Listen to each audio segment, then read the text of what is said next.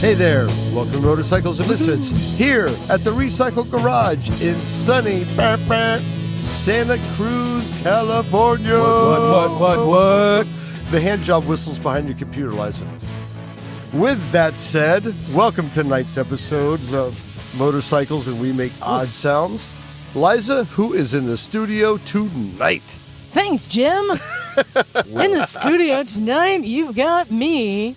And I might possibly have a concussion. Oh no! Yeah, I took a board to the head and have a board to the head. It's been a long time since I've had an actual goose egg on my head. Oh no! It really smacked you. I bore witness to that. Bored witness to that. Bored witness, yeah. But I took a beat, didn't see stars. I went, I'll probably be okay, and just kept going. Joining me tonight on the Classic Go Couch tonight, it's Stumpy John. Well, hey everybody, how you doing tonight? Just wanted to say I'm a little gassy, so this may be an interesting podcast. All right, thanks very much, John. Passing on to the next person to leave the room as soon as you pass gas. It's Neil. Hey there, folks. Welcome to Motorcycles and Misfits podcast. Thank you very much, Neil. Always a pleasure to have you. Same. Likewise. And of course, by the open window, it's Naked Jim. I exist. Thank you for bringing it down. And of course, everyone's favorite ginger, it's Bagel. Sunday. It's drag racing. Sunday. Hi. Winter Nationals. So, good day in the garage. We had a little bit of everything: rain, sun, people, alone time. Raven and I don't think I've really talked about this much. My friend Raven and I have been working on the resurrecting The Kawasaki. the KZ400. It was looking ready for a trip almost today. Almost, yeah. Yeah. I saw And- carbs off it last week, so they're back on. Must be something. It's running good. And yeah, this is a bike that I bought on a whim and fixed it up, got it running, and then parked it in the garage, as you do. Mm-hmm. Where it's been sitting for a couple of years. And my good friend Raven was like, yeah, I think I'd like to have a motorcycle again. She's got a scooter. And she wants to feel, the wind in her hair. And I said, well, I got one over in the corner if you want to get it running. And then it's been a few weeks. Well, she's been a bit of a regular fixture working on that bike. Yeah, we had to rebuild the carbs. Well, there's a difference. When I was fixing it up, I was getting it to the point where it's just rideable. I don't know if you've heard, I have these tiers of working on a bike. I'm like, we're safe in that tier. Well, it's the first tier is running, the second is rideable, the third is safe, and the fourth is sellable. And so it had been parked at rideable. You can ride it down the street, everything worked. But now that a friend is going to get it, I want it to be safe. Mm-hmm. So we actually rebuilt the carbs as opposed to just cleaning it. And, we're just trying to make it good. The tires, I think I put new tires on a couple of years ago. So, yeah, but it's a fun little Spitfire. It's a 1976 little KZ. It'll be great for her. Yeah. Yeah. Go around the town bike, very comfortable. Big seat. She's now to polishing chrome. That's her big project now. Well. Yeah. So how long before riding? She has to register it. When was the last time it was registered? The 80s? Okay. Oh, wow. So good luck with that. I'm just going to steal the license plate off of one of your other bikes and give it to her. So just put this on the back. Funny you should mention that, because a good friend of mine named Bagel years ago gave me a classic license plate for this bike. Indeed. So what is the deal, Bagel, that if it's the same year on the plate, what's the deal? Yes, if the plate indicates the same year that the vehicle was manufactured, you can register that plate to that vehicle as what's called a year of manufacture plate in California. Cool. And it's a registration that you pay for that's different from a regular registration. It's kind of more like like a classic vehicle registration where you're restricted to only ride it to, Actually, I take that back. I think in California, I'd have to, it's been a while. I'd have to take a look at the rules. I think there might be some restrictions to it, but we're going to give it a shot. Yeah, we'll see what happens. Yeah, I'll look it up and report back in just a minute. So we've got an old title And That's but been signed. you get a plate that has the look like the original look the bike would have And had. so yeah, which he is gave me blue one of and the yellow. old blue and yellow Yeah. plates. And be nice. Be nice at the DMV. Yeah, so we're gonna go down to the DMV and hopefully get it into the system. I like, That'd be great. I like the Capitola one. They're Yeah, nice they do a people good job there. And, Yeah, and she's exactly. way better on that Kawasaki bike than the scooter. But yeah, but it's fun. So Yeah. yeah, Well, it's fun to get that Pass it on. out of the garage and riding again. Next up, I don't know. The Yamaha that's back there in the corner. What would you ask for that? If you put on crate, let's say you got it running, carbs clean, everything's good. Probably, I don't know, $1,500. Yeah. I'll be like over under $2,000. So XS 750? XS 750, it was my custom, street tracker. Yeah, street project. tracker. It's a good looking bike. You can see it on Yeah. Norman Reedus. Yeah, last right, on episode, Norman first Reedus, yeah. season. Yeah, So I've never anyway- seen it running in anger yet, except on Norman Reedus. But when it Yeah. runs, it's a cool bike. I mean, It's it fun. is cool when you see it going down the road. It sounds good. It looks good, except when the mirror fell off. But besides that, Well, you remember the other distinguished trait about that? the Bumblebee, what? Well, not only was it ride with Norman Reedus, but it holds a record on the Vetter Challenge. You took that on the Vetter Challenge? Is that for the worst gas mileage of any Yes. motorcycle? So Craig Vetter used to do the gas mileage challenge where people would bring out these teardrop, what do you call the encapsulated Streamliners. streamlined 7 or 8 years Yep. ago. It's a while ago. Yeah. streamlined bikes, and they would see who would get the best gas mileage. And friend of the show, Alan Smith, I think like his record on his Ninja 250 Ninja 250, yeah. was Yeah. like 186 miles per gallon. It was Something like that, yeah. Yeah. And so they were doing this group ride to test gas mileage. And hmm Sometimes said- you get lunch out of it. yeah, they said, and we need just normal bikes just to compare. Yeah, So I I'm think like, I had the sure. FC6. I can't remember. You were on that. Yep. And I was on that bike. And, I think I rode the Bajaj for that too. yeah, That you may sounds have. right. Yeah. But I think I got like 8. Yeah. It's just like, oh my God. Like, is your petcock leaking? Like, Like it might be because I drilled out the jets. It's fuel cooled. so I think the oil was 1,500 you trash did for that afterward. bike. Yeah. But it's a good looking bike. It has been on TV. Yes. Maybe the Peterson wants it. You never know. Oh, we need to go The back to Peterson. Yeah. But Liza, I do have an update. I yeah. have to correct myself. The Euro manufacturer registration does not have the restrictions. You can ride it like a regularly registered vehicle, although Oh. it does cost an extra fee for the classic plate. But I think it's worth it. I would say a fee well spent. Yeah. Yeah. So get that old. That bike is 49 years old. It's Yeah, it looks cool. 1976. Yeah. Yeah. I know. Is that young? Is that older than you, Bagel? No, I'm 72. That was a good year, Oh, though. not Good years. Yeah. I got it. Okay, got it. Mm. That's my Euro manufacturer. But also one thing we did in the garage today that seemingly only Knock was successful at. We were setting up some of our little challenge course, one of our challenges. Yes. So I should explain for our upcoming rally, one of the things we do is Jim's challenge course, which is going to be a lot of people's challenge course. Yeah. Not just Jim. Because I'm challenged. Yeah. We're all a little challenged. And one of the things we like to do here at the garage is we've got these little challenge course things. Sometimes we'll set it up at the rally or just here in the garage. We've got the teeter totter. Teeter totter. We've got the balance beam, Mm-hmm. which is like a 10-foot long 4x4 post you have to ride along. We've got the cones, so we set up different. You can do slaloms. Do a lot with and cones. Yeah. stuff like that. But we've added a new one. Jim, do you want to describe what do we even call this one? It's the barrel thing. But sometimes, well, Good it's similar name. to the coffee grinder, which also tells you nothing if you haven't seen it. So it's all about clutch control. So off-road riding, the more I learn, the more it's about clutch and throttle control. And what this teaches you is to be soft on the clutch. So if you can imagine you're in an open field or an arena or like where cowboys do stuff. And in the middle, there's a barrel and you tie a rope to the barrel and you're basically going to ride a circle around this barrel while holding the rope. So you're going in a clockwise direction, which means you're holding the rope in your throttle hand and you're feathering the clutch to control your speed. And what it does is teach you how to control your clutch. So, but you go in a, what is it called when the circle gets smaller?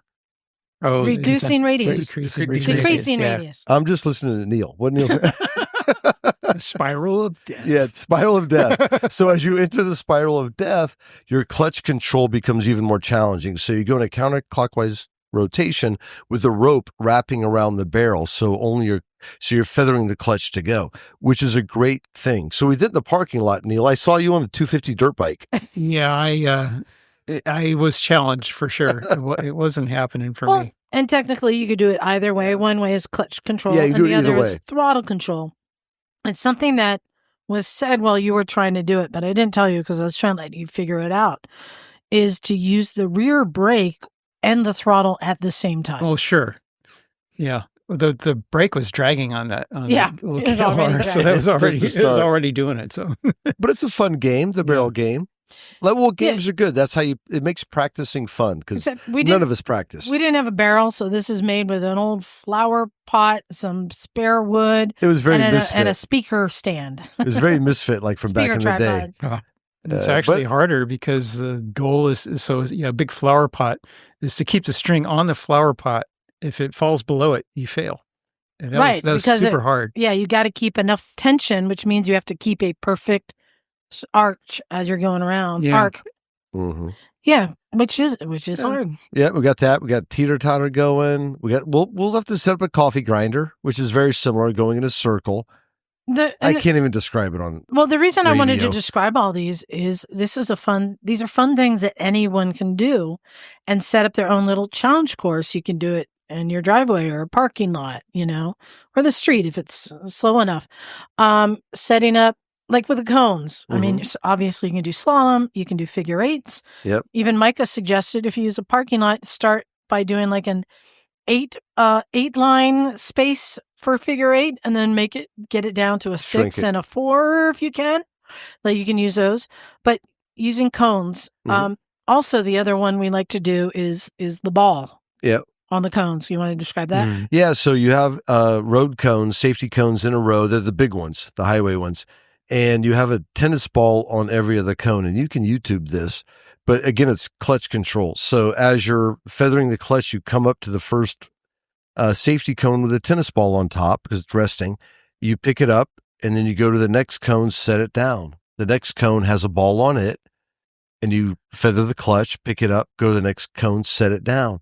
And this is something we learned at Jocelyn Snow's. Yeah. We didn't invent this shit, but again, it's a great way to teach feathering, like how to feather the clutch and be relaxed at the same time. So another fun drill.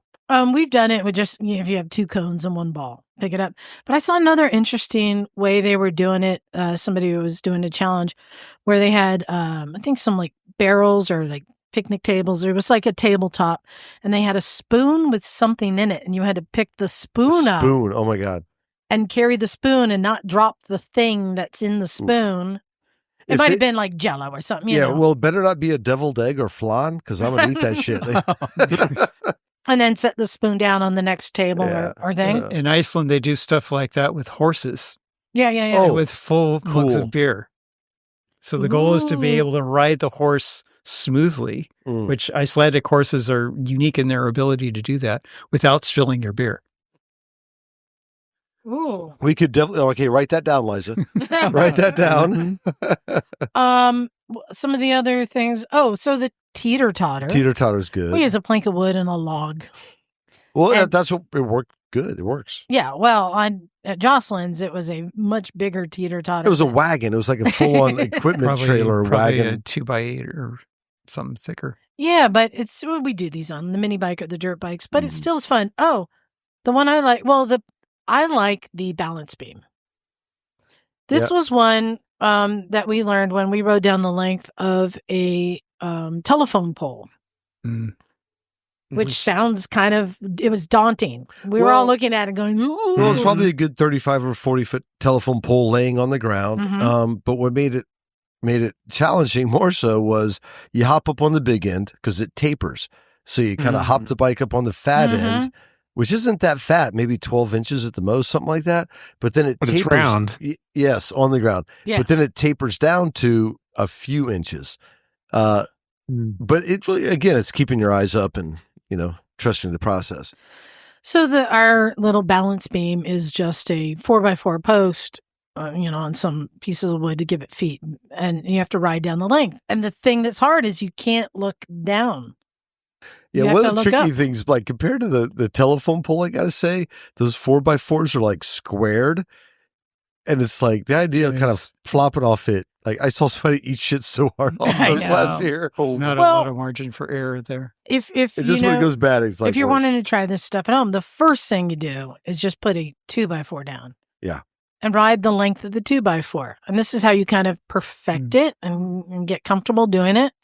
Then you can go up and ride down the lake. Something I saw, they've been showing videos of it was like a GS Trophy expo at some event.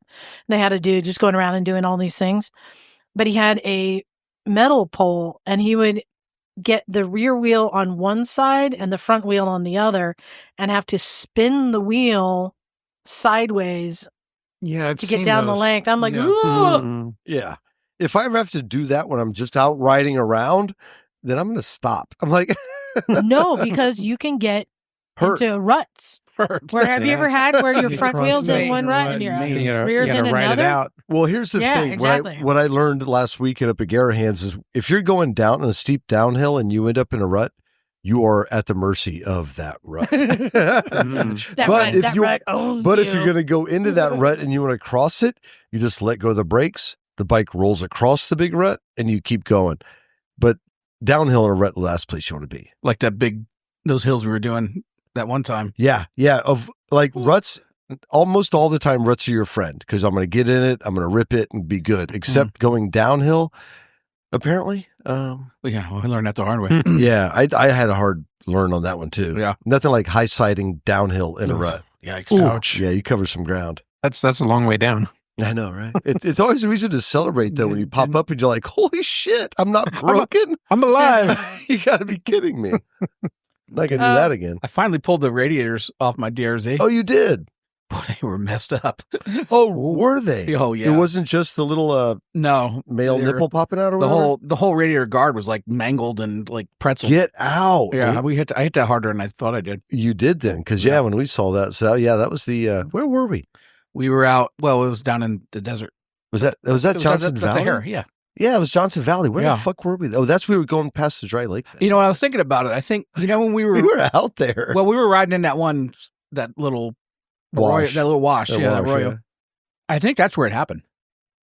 Because I did go down there hard once, but it was rockier there. Okay. Yeah, Well, or it might have happened on that what's the what do we call it? Somebody's road, the rocky road. Craig's Craig's Rocky Road, yeah. like 2 miles of like lava rock. Yeah, so we were in the shit that day. Mm-hmm. So this is something I think it's just fun that you can set out. Oh, another thing we've done, the loading ramps, like or like a ladder. You can put a ladder out and riding some bump, bump, bump, bump, bump, bump. Mm-hmm. Oh, a tire.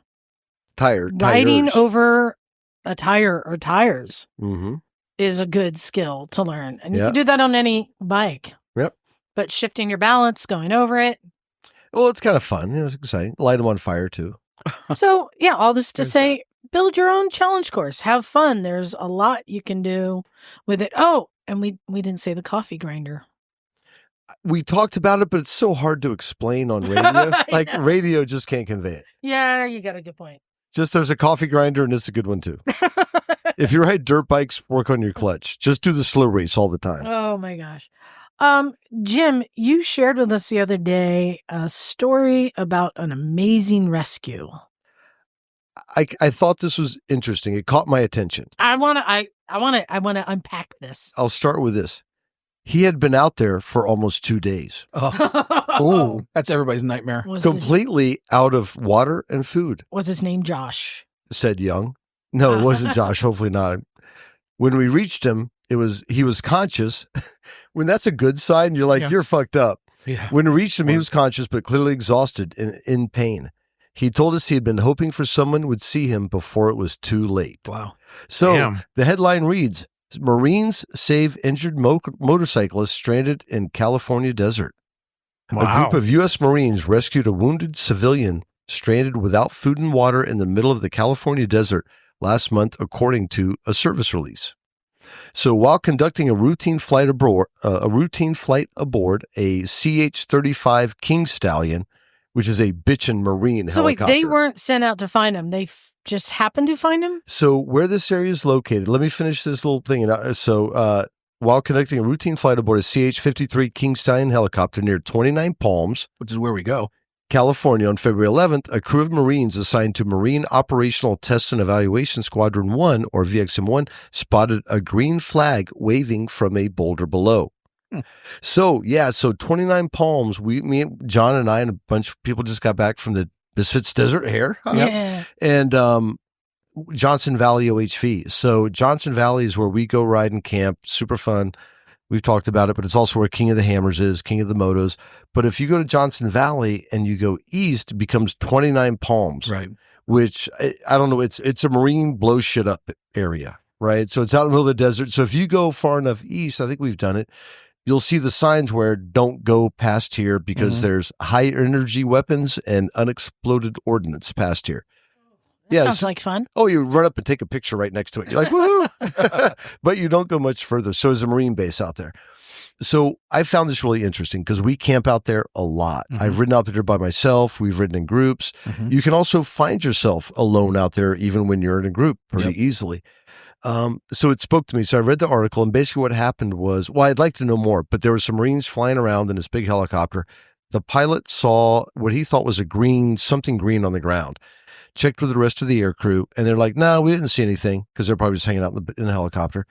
But they had a conversation and said, all right, let's fly back around and just double check, which kind of is cool, right? Like our armed forces people have their shit together. They do. So they flew back around and like, holy shit. So they saw a green tarp on a rock and realized it was a wounded person. So what it was a motorcyclist that was back in the Mojave who had broken his leg and had been stranded for 2 days with no food or water. That man needs an inReach. Well, he found religion because that's not far from dead. No. A couple of days with no water and a broken leg. Yeah. And because you can have a broken leg and operate, but if you have a broken leg and you're non-ambulatory, you're in trouble. So because I think about this, because we do this, right? That could have been one of us. And so I'm trying to think of like lessons learned. And like, first of all, I'd love to know more about the story. Like, how did that guy end out there by himself? It could have been something very simple where I'm just, my truck's like a mile and a half away or maybe further. I want to take a guess. Am I interrupting the story here? No, not at all. Of why a broken leg would prevent you from being able to ride out, assuming the bike is operable. Right. And I was thinking about this. I'm like, I could do that, right? Yeah. Unless it's a kickstart only bike. Well, it'd be hard to shift too if your left leg was broken. You can reach down and shift. Well, it'd be hard to lift the bike in the first place with just. But even you don't need to shift. You can. Here's a tale of two injuries. Yeah. So I have a friend that hiked out of Yosemite or up at that way, but he was like a rangery dude, broke his leg, had an injury, and it was like not a fracture, but legit break. He hiked out like 9 miles, like some just insane story, right? Like, how the fuck do you do that?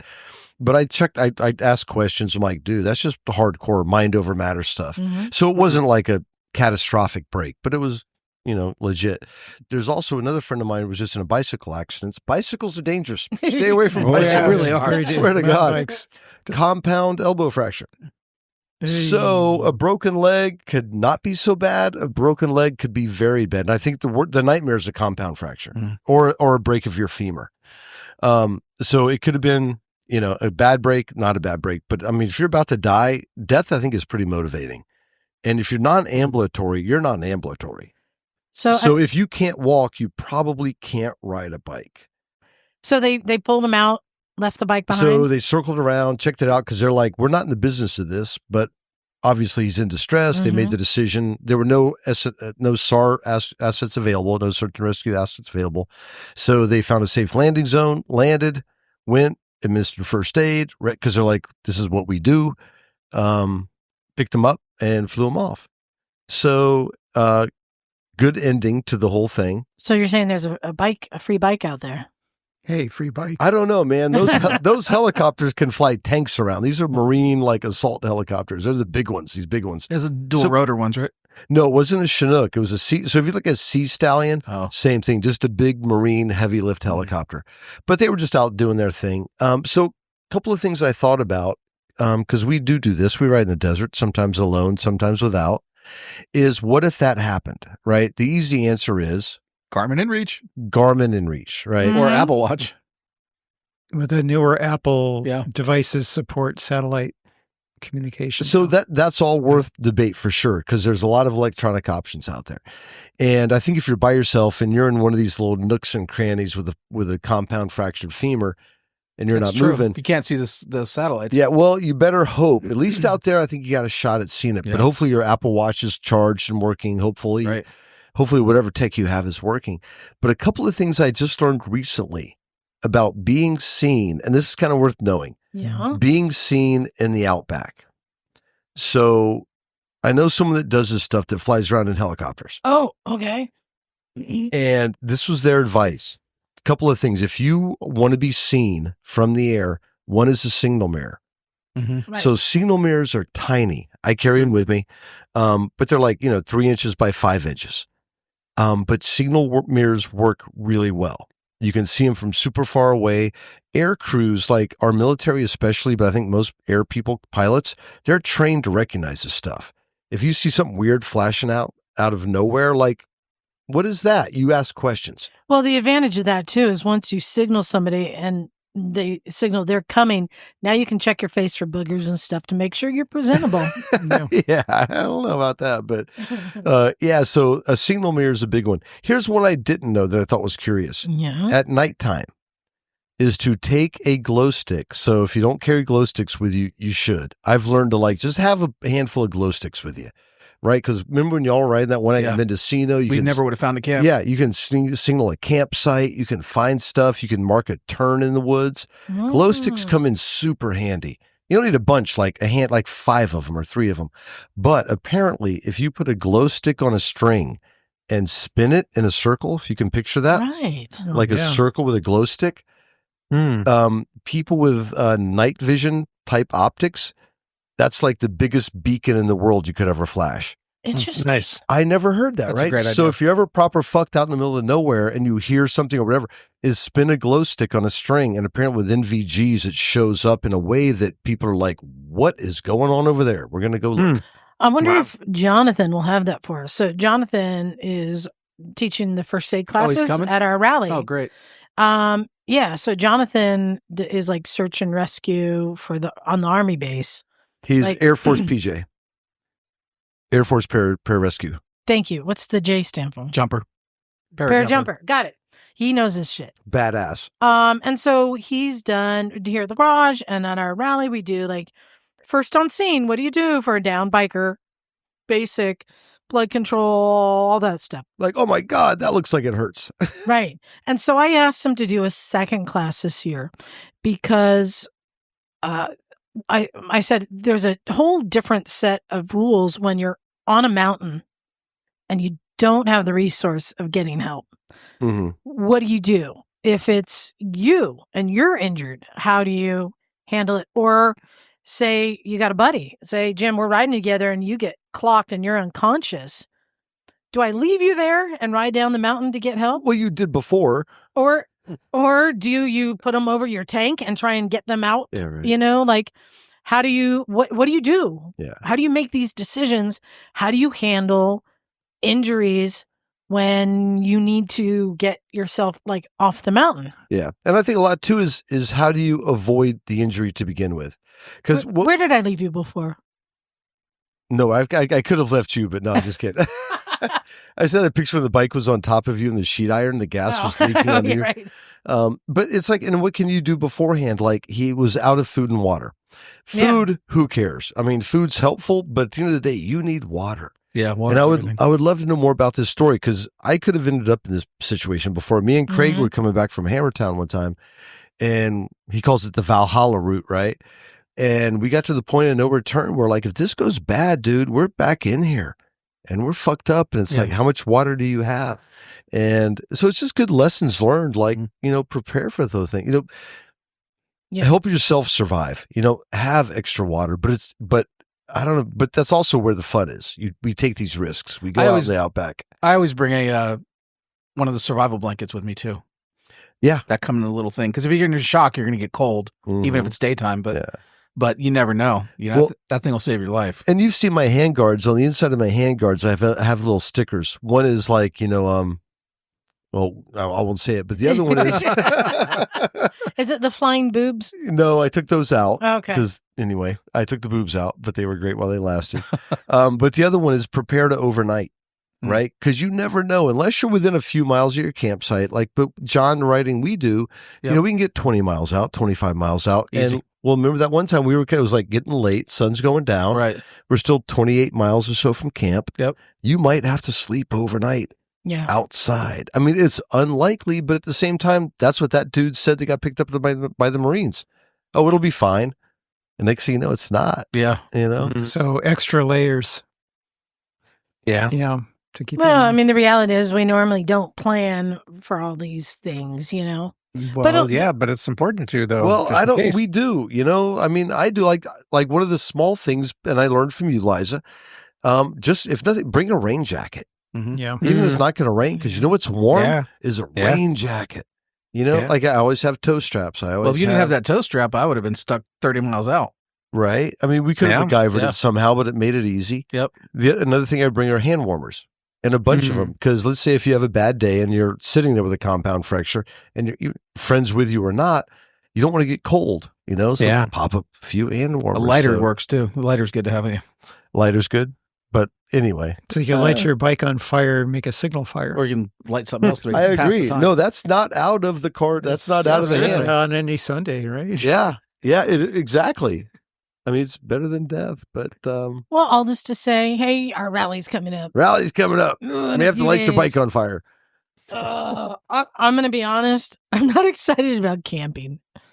What are you tenting it this time? Yeah, I have a tent. But it's going to be... So here's the thing. Well, why are you not excited? Because you got a tent, you're close to the bathroom, you got a because cot. it's going to be like raining off and on up until our event, and then... True. It's supposed to be overcast and then beautiful in the middle of our event. Why don't you rent an RV? I'm just curious. Like, I know all the hassle, but just go don't tell them you're going to Hollister. Just rent an RV. So renting an RV was difficult because I still need to get all my vehicles there. Okay. Yeah. Some of them have a tow. You can tow stuff with them. Yeah, but it just became more complicated. Sure. Because I had all the stuff packed in my vehicle and all my stuff on the trailer. I got to get it there. Now I got to go get an RV, but it's just complicated. All right, just curious. Yeah. Anywho, so we're going to be camping soon. I just don't like camping. Well, that aside, it's going to be beautiful. It was going to get a little bit rainy. I think the rain's going Saturday, away. Sunday are going to be good. Oh my God. I just drove up from San Diego today. It's beautiful out. I mean, that whole area is gorgeous. But it's going to be good dirt. It's going to be great dirt. Yeah, that what do they call it? Chocolate cake dirt? Yeah, it'll be bitching. Ooh, very nice. Grippy. So, I wanted to go to our next segment. Which do you guys want to do? Do you have a porn pick? I don't, but I got to bounce. You got to go. All right, you're out. I'm sorry. Yep, I was in San Diego early, but I know. Yeah. Anyway. Shout out to Jakey. Yeah, Jakey's doing great. Cool. Anyway, thank you for joining us. All right, see y'all. Thank you. All right, I'll talk to you soon. All right. So we've got, let's see, do you guys want to do a porn pick? Yeah, sure. It's been a while. Yep. Though I think you confused Scotty on the group chat when I was saying, what do you guys want to do this weekend? You're like, porn pick. And Scotty's like, how does that translate to a podcast? Not knowing that this is a segment that we do. So for those who don't know, this is where we're doing dueling porn picks, where everyone goes on to Facebook Marketplace or Craigslist, finds a great deal, something that fits the parameters that we've set, and I get to be the judge tonight. And you're all going to present to me, and I'm going to pick the winner. So tonight's parameters is we're playing a little game within the game called Will It Dirt? Mm-hmm. And I have asked everybody to find a used bike for sale that's $1,000 or less. That is not a dirt bike. And then they have a virtual $500 budget to turn it into a dirt bike. And we're going to see who comes up what I think is the coolest bike. Because that's something I love. When you take something that shouldn't be in the dirt and then you put the knobbies and stuff on. And I love that. I watched a video, I go down the YouTube rabbit holes. And somebody, they were just doing like a follow along as we transform this bike. It's a complete rebuild, but it's really cool. And they took a GN 250, like it's almost like a Rebel, not really a cruiser, more a little more classic, not so cruisery. Strip it all down, but and rebuild it all, put knobbies on, put a custom little dirt bike seat. They did the loop on the thing, high bars and high fenders and like a little stubby pipe, and just made this little blah 250cc kind of learner bike into this fun rip through the woods. Wah, wah, wah. And I love that. So let's see what you guys come up with. John, you want to go first? Sure. For your consideration. And you sent me yours via, did you send me yours? I texted it to you. Texted. Okay, great. I've got it here. All right. What do you got? So I have got, this is, I'll read about it first and I'll tell you what it is. Oh, and I wanted to say, because there's a lot of great deals we're finding, stuff for sale. So this has been dropped a few times. It's got some cosmetic damage. It rattles on the exhaust. Needs a battery. So there's some things it needs, but I think it's the perfect street to dirt bike. It's a 1994 Honda Nighthawk 250. Mm. This is a lot like what I saw. Yeah. So I didn't realize that it was that close to that. So yeah, this thing's ready to go. So rip the fenders off, put some handlebars on there, some knobbies. So this is $850. $850. Yep. And wow, it's been sold since I sent it to you. Yeah, I know. I saw it. It wasn't sold when I sent it, but this was Jim's first bike. Yeah, I've heard about that. Yeah. Yeah. So it's it's crusty, but hey, that's what you want. So I think for $500, I could make this thing into a desert ripper. I think that's solid. It's a little single cylinder 250. It's air-cooled. Honda basic engine. Yep. And it's not too big of a bike, not too heavy. It's got the twin shocks. So yeah, you can chop the frame and put a little seat on there. Anything else you want to do to modify it to make it a little bit cooler? You said I probably would change the shocks, try to get something a little taller just to get the back end up a little bit. Check the gearing out on it, make sure the gearing is set right for the dirt. Other than that, maybe strip off some of the electrics that you don't need. Yeah. Yeah. Make it a little scrambler. High pipe would be cool. Okay. All right.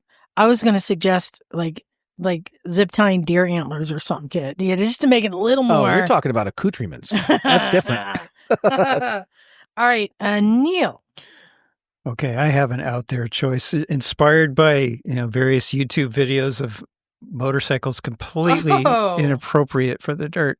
Okay. So I chose for the grand total of $1,000 a 2000 Suzuki TL1000R. Ooh. All right. Describe this bike for people who don't know this. So the TL1000R was basically Suzuki's answer to the Ducati 916. Yep. It's a V-twin 1000cc of about 130 horsepower in full fat tune. Same engine that goes into the V-Stroms. Of course, everybody knows how much I love the V-Strom. All right. Now, this is a sport bike with clip-on. So what are you going to do to make this start with the tires. Yeah. So I replaced them with, some chunky knobby-ish tires. I probably put a different set of bars on it, raise the bars. You'll need, will you drill out the triples and put some risers in? Yeah, something like that. Okay. And the front fairing would come off. All right, naked, yeah. Yeah, right. Naked. It's already naked. It's got no fairing on it anyway because it's been probably crashed more than once. Why is the the fan looks like it's hanging off. Yeah, it's probably been wadded. So Okay. you have to go. You don't need that. But, Suzuki, they share parts across all their bikes. So it's probably, fairly inexpensive to deal with that one way or another. So tires, set up the front end like that. And I think it would be like a ripping bike that would be in the same spirit as that GSXR that you see on YouTube. Sounds scary to me. So yeah, that's the point. is it? Oh my gosh. Does that have a drum brake on the rear? No, it's a disc. Are you sure? Yeah. That looks like a drum to me. I mean, I can't imagine it does. That looks like a drum to me. No, it's... Well, we can't see the other side. It looks like it's missing the disc brake. It's all taken apart. There's a caliper sitting down below it. Oh, yeah. That's why it looks like a drum. It's all taken apart. I see. Not judging yet. Yeah. However, so I would negotiate the price down because, it needs a bunch of stuff to even get it rideable. One of the things about But the motor's going to be good. Is having some sort of like a belly pan to protect the motor. So this kind of frame has nothing below of course. to protect it. That's right. It's Just actively, let it all hang out. It is actively vulnerable. There's the oil filter out and proud right there. Like every V-Strom out more there. It's challenging. Yeah. It needs a skid plate. Oof. Yeah. So assuming, access to tube bender, arc welder, all that good stuff, to make some kind of protection for it. All right. So yeah, probably have to negotiate that price down some to free up more of that $500 budget. Yeah. It's marginal. It's slightly marginal. I will give you this. It's aspirational. It is. And it's got a Yoshi pipe on it, so it's going to sound completely nuts, right? Wow. It's going to be ripping, loud. All right. Yeah. All right.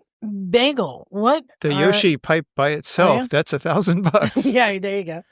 What are you presenting? Well, I found one of our favorite two-wheeled vehicles, a genuine Buddy 125. Yay!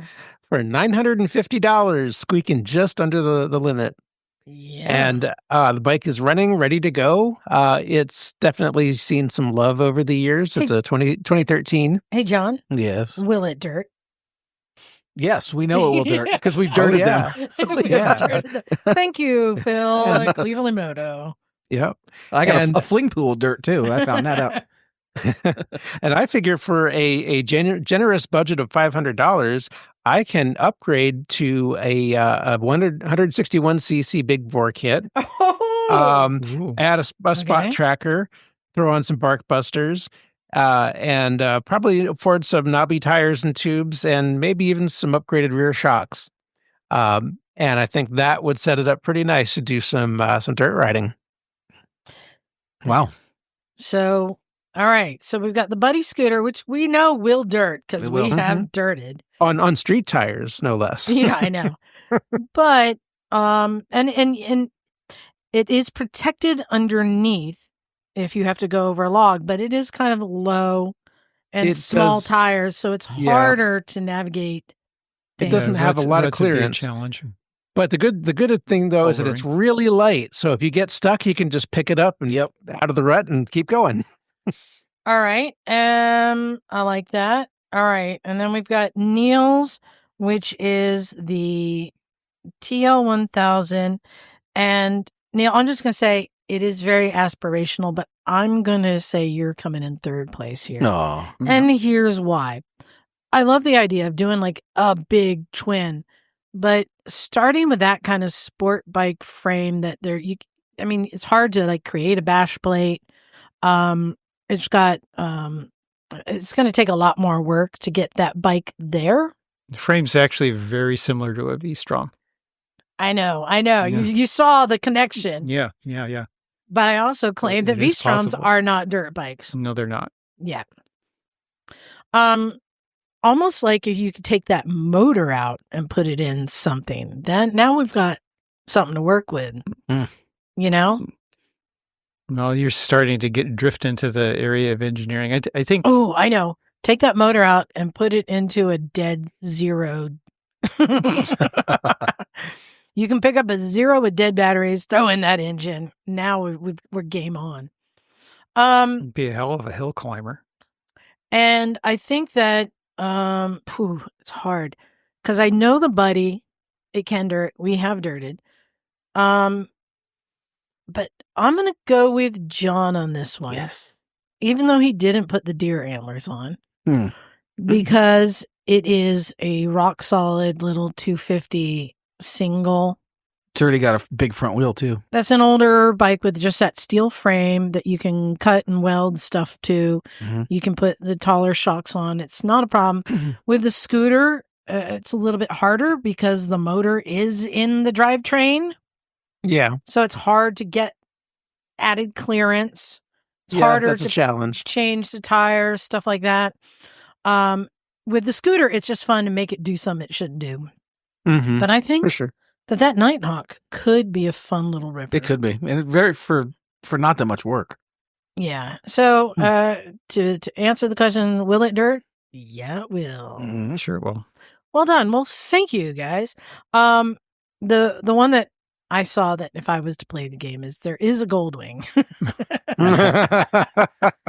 You can find those pretty cheap. The person that we hired to do landscaping just bought a second one, and he bought he had a Goldwing that he bought for like $1,000, and he ended up crashing it. And a few weeks later, he said, "Oh yeah, I bought another one. I bought a Valkyrie. I like Valkyries. It's cool." Yeah. And So I have seen he's definitely into them. Yeah, and I have seen videos of people off-roading Goldwings before, Yeah. so it can be done. But no, in actuality, and now I'm going to flip it. Since Neil, you came in third place, I'm going to enter the game and let you decide. The bike that I would have chosen is one I have kind of been eyeing. I'm not going to get it. But is a 2003 Buell Blast. Yeah. For $700. A B-Last. Is it red? It is not. It is different shades of colors. Ah, okay. There's some yellow, some gray, some black, some primer. But I think, for me, this is one I have been looking at and going, that would be fun. Mm-hmm. Because you can strip a lot of stuff off, strip that seat Yeah, that would be off, fun. and make this little 500cc. That's a good motor. That's a Rotax motor, isn't it? Just a fun ripper. No, it's half a Sportster motor. 2000 twin. Oh. Yep, a one-cylinder Sportster motor. So like And this all has- of 40 some odd horsepower. or Apparently, something. it's got, It's less Or than less that. than that. apparently it's got 6,000 miles on the odometer, but it looks like it's been sitting in somebody's back shed for a while. But As they do. so what do you think? How's my Buell Blast compare to his Nighthawk 250? I go with the Nighthawk. I think that it would be more capable. Favoritism. All right. Well, good. Yeah, don't I know. think the platform is a better choice. And Really, the answer to the question is, will it dirt? Is almost anything will. right. As we, With the right amount of mods. We've seen YouTubes of Nikons in the dirt, right? I think Nikon could be a very decent dirt bike. So I mean- it's like Nikon. They had a Nikon, and what was it? They had a Slingshot. Revzilla did those too. Well, in fact, whenever I meet somebody or I'm talking to them about the Nikon, they go, "Oh yeah, like that. What's that one that Piaggio had?" I'm like, these are not the same thing. It drives me crazy that people compare them. I haven't ridden it. Bagel on the Piaggio. That was the MP3. Did that come in a 350 and a 500? Am I close? It came Or in just- a 250, a 300, a 350, 400, and 500. That it's not self-supporting at all, is it? Nope. It does have a lock that you can lock under 5 miles an hour or something like that, but it does not support itself otherwise. It will flop over. And I mean, it is. I have not looked at one naked, but It's very. It's a different. similar? It's similar in the way that it operates, like in the geometry, but the mechanism is different. It has basically a parallelogram that has I guess the parallelogram and the fork tubes all like are they're fixed and moved together, and at the bottom there are trailing links for the wheels. So it's not telescopic like the Nikon. Okay. But it's more of like a scooter type front suspension, I believe. Now I kind of want to get one of those and make it a dirt bike. It's probably been two wheels done. could be dicing in the dirt. 3 wheels, you mean? Or well, 2 wheels up front. Oh yeah. It might be hard to track and Right, and that's that's the thing that I think is tough with taking those off road, because when you have the ruts and uneven, I mean they'll handle uneven surfaces to a point, but when you get very like rutty roads, it has a really tough time tracking. It would plow is what it would do. Yeah. But I also have seen them ride with like one wheel up on one side and the other wheel down. So maybe there's a way to do it. I'm not sure. Kind of like flying a sidecar chair. Yeah, not exactly, but kind of riding with wheels on 2 different levels at the same time. I don't know. I have to say though, I have been on this train of searching for a cheap bike and making it dirt. Will it dirt? I just really attracted to this concept of building something to the dirt. Yes, Bagel? And I think actually the MP3 front suspension is a leading link suspension, if I'm looking at this correctly. Oh, in fact, I didn't tell you, but I think there's a Buell being donated to the garage soon. Which one? Oh, really? I'm not sure. It might be an XB12. Ooh. Wow. I don't know if that. I don't think I would dirt that. No. Well, the dirt, no. You probably shouldn't. Well, the Ulysses would be the one dirt. That's what it was it was more the adventure style. Right. But we'll see. But you know what? If it's a blast. If it's a blast, we should do it. We should do it. Yeah. Fun. We should make it a group effort. Yeah. That would be fun. There are I've never hoped for a Buell blast before. there are some purple Buell Blast plastics on Craigslist now too down there. I saw. We don't need plastics. Well, just I mean, if in case they're needed, I'm just saying it's out there. Yeah, but the XB is cool. Have you guys been looking at like the used bike market? Yeah, it's everything that it wasn't during COVID right now. It's so cheap. Have you noticed how is it the same Bagel with scooters? I haven't really been looking, to be honest. Start just flipping through. So cheap right now. Things there's deals to be had. I just keep, even though I'm in no place to buy a bike right now, that hasn't stopped you before though. Here's a $600 Kawasaki Vulcan with flames. Ooh, flames. Here's a $600 87 K75. Here's a $500 Ascot, which this would be an excellent. Yeah. A single? Is a VT or FT? I can't tell because they only took a picture from the back. It looks like a VT. Yeah, you want the single for that. No, I think it's an FT. Oh, even better. I can only see one cylinder. Let me see yeah, and that's $500. Here's $500 for a Honda Sabre. Now these are like 80s bikes. But what is this? Oh, here's a CB a Nighthawk 250, $1,500, but it's all like in good condition and all painted up. See, you don't see this very often. John, when was the last time you saw a $1,000 Harley Davidson?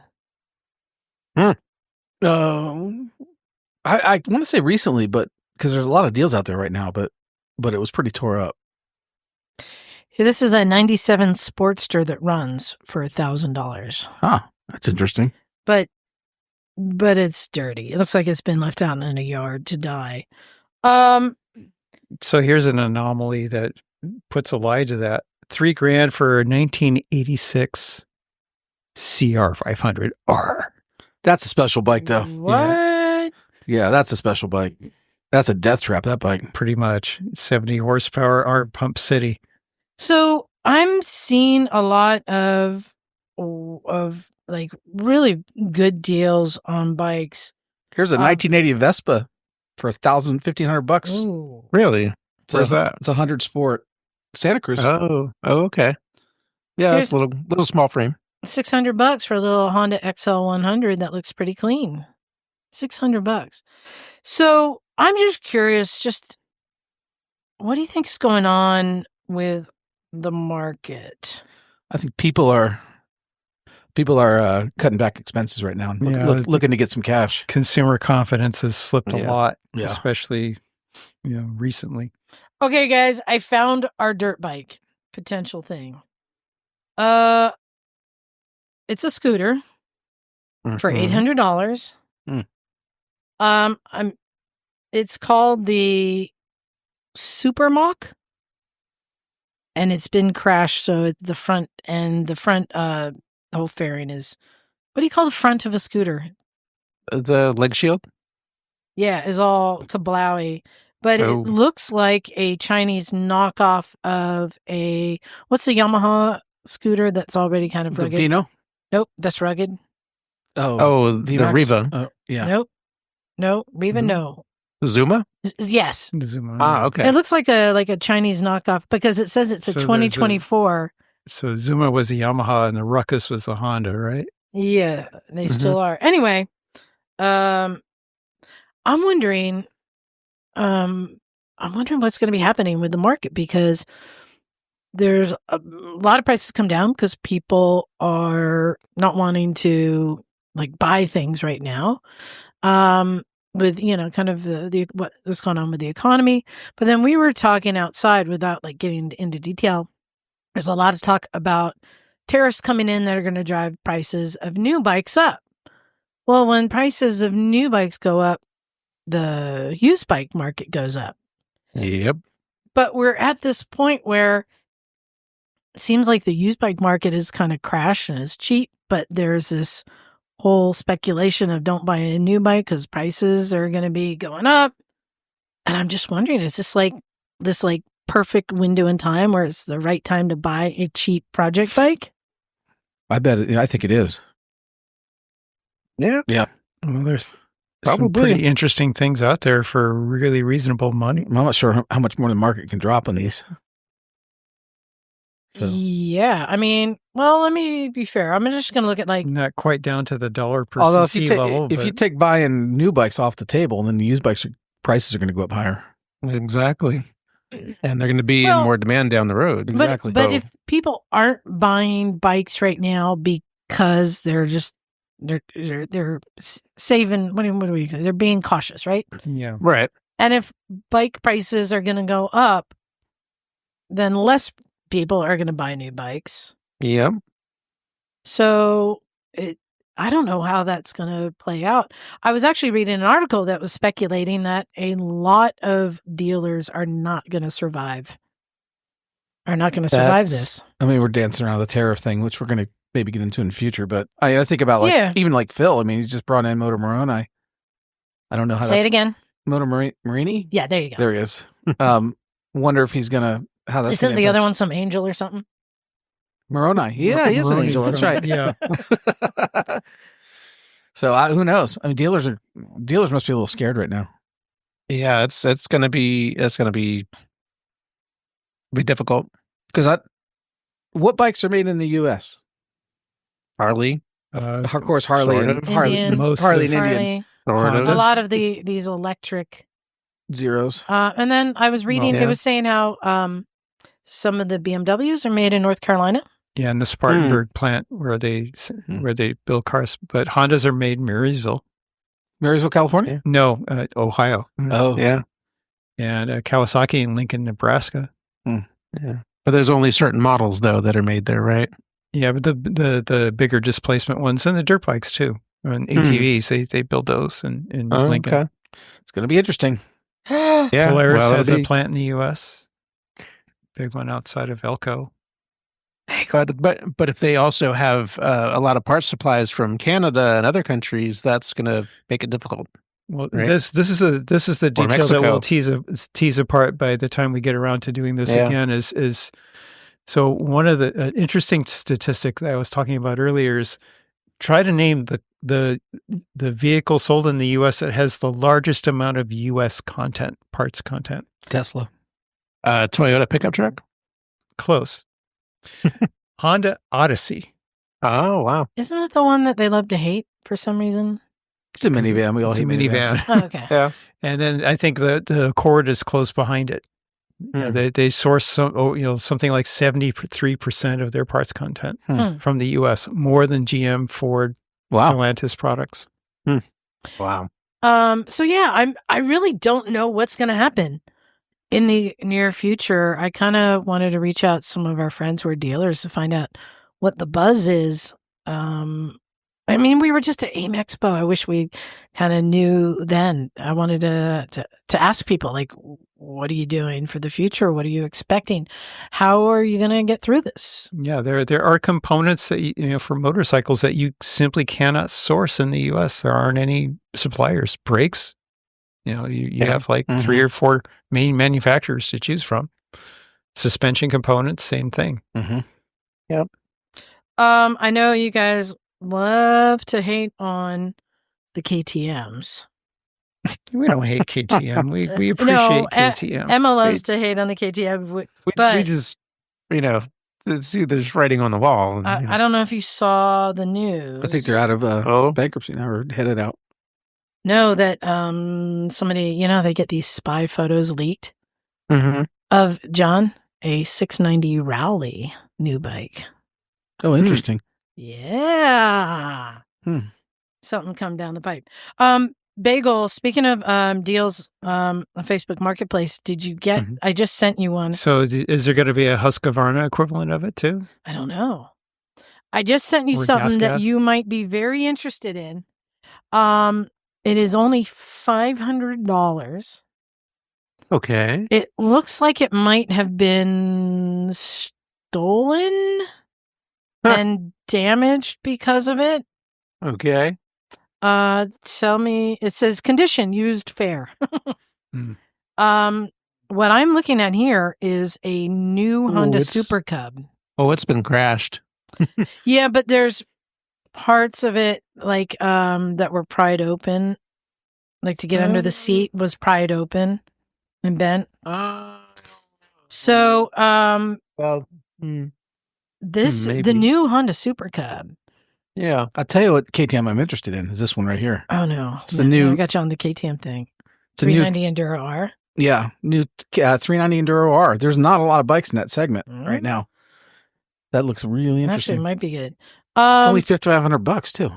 I don't know, Bagel. You think you could get this little Super Cub fixed up? Well, check it out. It might be fixable. I don't know how hard it got hit. I can't really see the front end of it. They don't have any pictures of the front view. So, I mean, as a used bike, that's a $3,000 bike, right? The Super Cub? Yeah. If it's in good shape, I guess it could probably get that much for one. Because there aren't a lot of them out there on the used market, I don't think. But I haven't really been paying a whole lot of attention. But if the frame is straight and it's not, it doesn't have a whole lot more damage than the cosmetic stuff that's in the picture. I mean, you could rock it as a rat bike for $500, or use it, transplant it into another their older bike or something. Put it in a CT70. Well, speaking of bikes I've been eyeing that I want to buy that I'm not because I'm being good, because I'm not really working, which takes us into our next segment. See how I did that? Yeah, nice segue. I'm Thank impressed. You. John, this was your idea to do a segment we're calling My Favorite Things. I think we all have things that we love. And, when you get like when you get like an advertiser, who wants to promote a product, you're doing that because you're being paid. But there are times that we discover something that we just love, that we just want to tell the world about Mhm. because we just love it so much. So mine is and Bagel sends me these links. Now Bagel, I have the same alarm set on my eBay, so I Oh, you get do? these Okay. notices too. Yes, I do. Okay. There is a bike I have long been lusting for, and there's now 2 of them. Uh-oh. Yeah. Goodness. And the one is an auction, so the price will be going up. But the other one is a buy it now, Mm-hmm. which is at $8.99 and 44 cents. John, you want to take a guess at what bike this might be that I have long been wanting? In fact, I will call this the Holy Grail. For $899? $899. Oh, yeah. It was a CT 125, was it? Nope. Or a 90? No. Then I don't know. It's a Britain V1000. For $800? Oh, model. The die-cast model. Oh, goodness. Yep. Yeah, you've been talking about that forever. I've seen these go for like $1,500. You should just buy it. Go ahead. I can't You right can. now. I can't. I'm being good. I'm poor. And this is, for me, especially sitting in this room full of toy motorcycles, this is the holy grail of toy motorcycles. This is the Britain V1000 model. It's a die-cast kit, unassembled.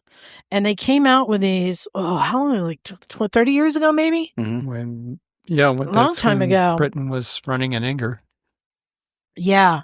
And he made this limited run of little model kits that you could build your little Britain. And I've been wanting one. And there's 2 right now. Oh. But so I'm sharing with everyone. To me, this is something that I love. I'm just going to throw it out there. If somebody wants something really cool, that's the holy grail of toy motorcycles. Type in Britain V1000 model. They did a few years ago. The Britain family said that they were going to be doing another model run thing because this one is so successful. And I've been waiting. I signed up for the notification, but that was like 2023. It was supposed to come out. So I don't know, but I love it and I want it so much. But you know what? Sometimes it's good to keep that thing you always want out of reach. So you True. always have something to want. John, tell us about the thing you love. I've got 2 things, actually, but we could, if you want to do 2, but Is- we'll start is out. one of them your wife Of course, I love my wife. and your dog? The other? Oh, Daisy. So I commute often on a motorcycle. So having a good backpack is really important. So I have a Climb, one of the knapsack climbs, but it's really better for dirt. It's small and it fits a bladder and such in it. So I'm always on the hunt for a good backpack that's comfortable on the bike, that feels You keep talking. I'm going to go in the other room and grab something. okay. So after and I got onto Revzilla and I started looking at everything there, and there's 800 different backpacks in there, and they're all very expensive. All the good ones are, but. So I jumped over to Chrome Industries. I don't know if y'all there have ever got Chrome bags. Oh, yeah. So it's a bicycle, mostly bicycle messenger bag company based in San Francisco. So Chrome has the Urban EX backpack, and I've been rocking it for a couple months now, and it's probably the best backpack I ever had. It's just a big open space in the middle. It doesn't have a lot of dividers and such. It fits a 15-inch laptop, which is perfect for me. It's completely waterproof. It has a roll top on it, and it has a cross strap on the the one that connects the 2 shoulder straps together, so it keeps it tight against your body. It goes out big enough when I have my big jackets on that it fits over my jackets comfortably, and it's probably the best backpack I ever had, at least for right now. So it's priced on the cheaper side of the expensive backpacks, if you understand what I'm saying there. Yeah, it's What is the price? $165. It's not bad. No, it's really not bad for a motorcycle backpack. That's the cheaper side. Go, get on Revzilla and check out And, how much and it's waterproof. It's So completely that's- waterproof. I mean, a Yeah. decent backpack, I have a Gregory. I think I paid that much for it. That's about the same size. Yep. So this is the 30 A liter Gregory flavor. pack. So I Got it. Yeah, so it's Stumpy approved. Can I now show you what I went and grabbed? Sure.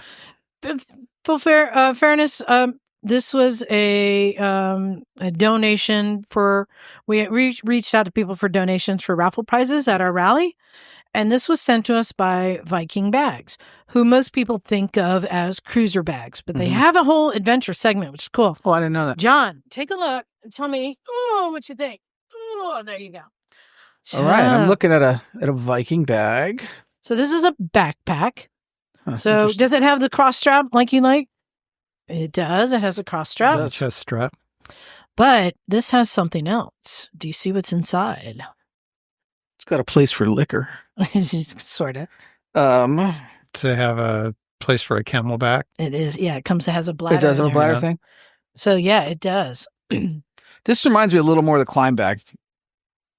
Oh, it comes with the It comes with it. Well, that's nice that it comes with it because often these things don't come with the camel bag. Yeah.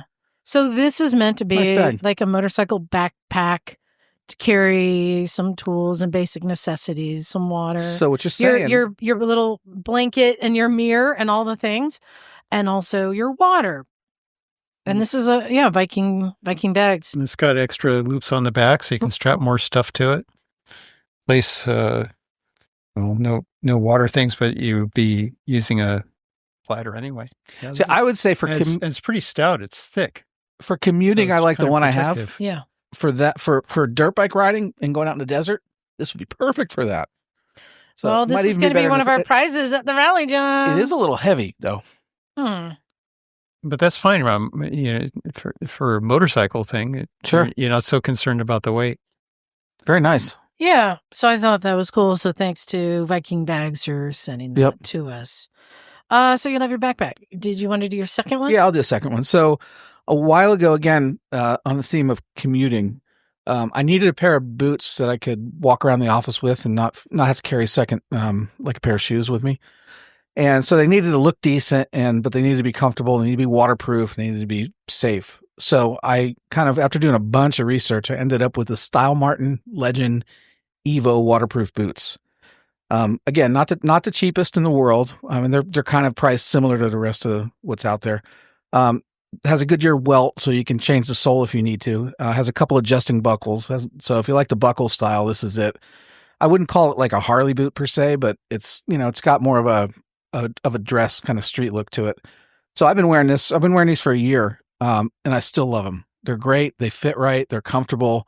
They're well made. They're definitely waterproof, and they just look pretty good with a pair of jeans on in the office. Cool. And what was the name of them again? Style Martin. Style Legend. Martin. STYL. STYLMARTIN. It's a Italian company. Oh, And okay. the ones I have is a Legend Evo WP boots, waterproof boots.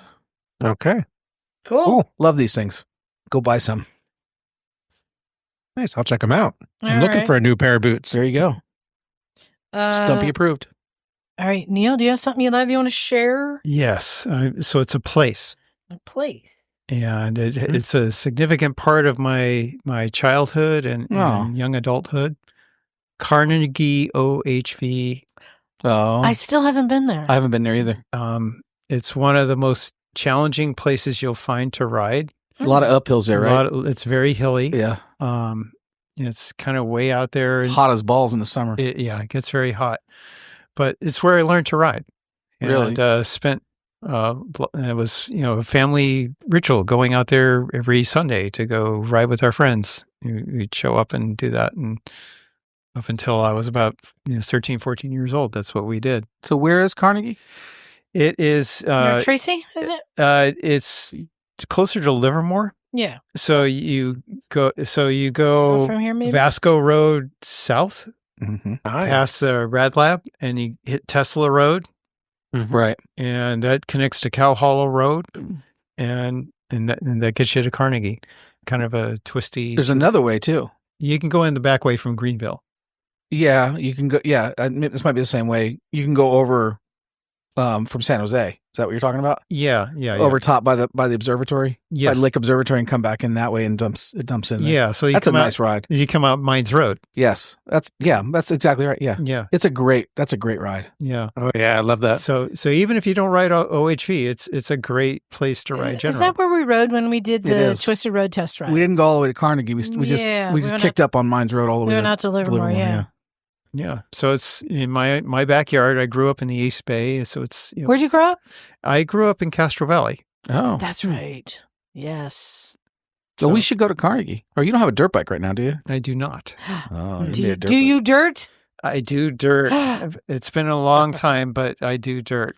My last dirt bike was a CR250. So. Come get dirty with us. Would you buy a dirt bike, or do you just want to buy one of these cheap project bikes and make it dirt? I'm still kind of recovering from the last house projects I did, so that's a hard question to answer. No, I would consider getting a dirt bike. Probably I'd like a KLX 300. Yeah, kind of appeals. Great little bike. Yep. Yeah. All right. A small dual-purpose bike that less than 300 pounds ish. Mm-hmm. Cool. And Bagel. Yes. What are you loving right now? Well, it's something that I've kind of been loving for a long time, and I might sound like inflatable?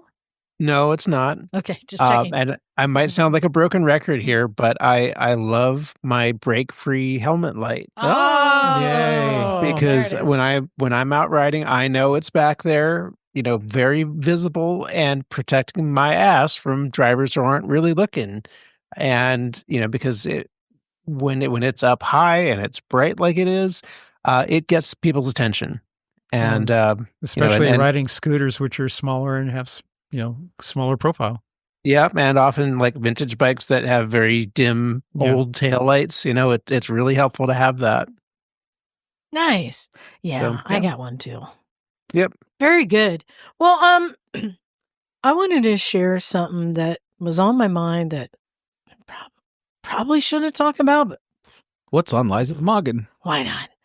Well, I am very concerned about the industry across the board. Mm-hmm. And we were just talking about, bikes and dealerships surviving, but there's something else that's happening that I'm very concerned. I don't know how to navigate this yet, but last year when we were at Vintage Days, I interviewed somebody from the AMA about insurance. Yep. I don't know if you recall this, but I was there. It's been an ongoing thing that events are being canceled because of insurance, even though they've never had a claim. Sometimes it's track days. Lack of insurance specifically. Yeah, track days. It was the Iron Butt rally for a bit. The sheet iron too, didn't it? I don't know if that was due to insurance. I know that at one point the entire Irish racing circuit couldn't get insurance. Is becoming harder and harder to get insurance for events. And when we were shopping for insurance for our little rally, we were priced amounts that were just ridiculous. That would have raised the price like $100, $150 per person just to meet this insurance cost. I mean, it was ridiculous. But then another. I'm not going to name people.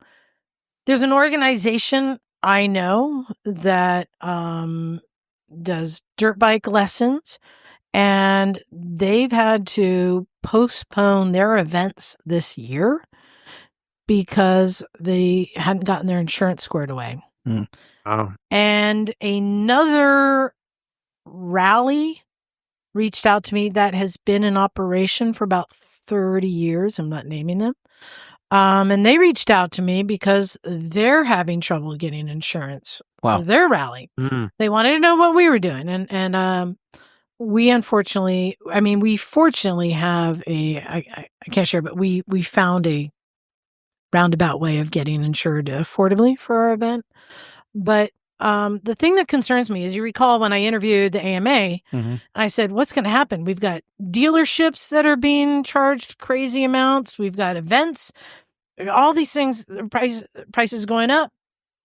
And I feel like it should be the AMA's job to advocate for the industry. Right. Right? Yeah. And do you remember what they said? They said, not their problem, really. Or No. They said, well, we actually do. Part of the problem is that many insurance companies don't know the difference between, dirt bikes, kids on dirt bikes and Harleys and beer rally, They don't know. They just say, oh, bikers. It's all the same. So what AMA said is if you sign up with them and you get vetted by them, that you can get access to their insurance company that they work with to provide insurance for everyone.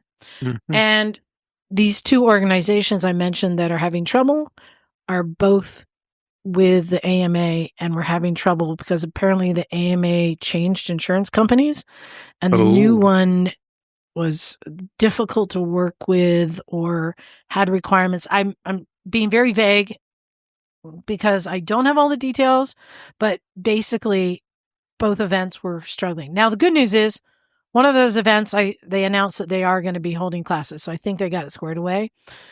The other big rally, I hope they figured out, but I'm very concerned about insurance.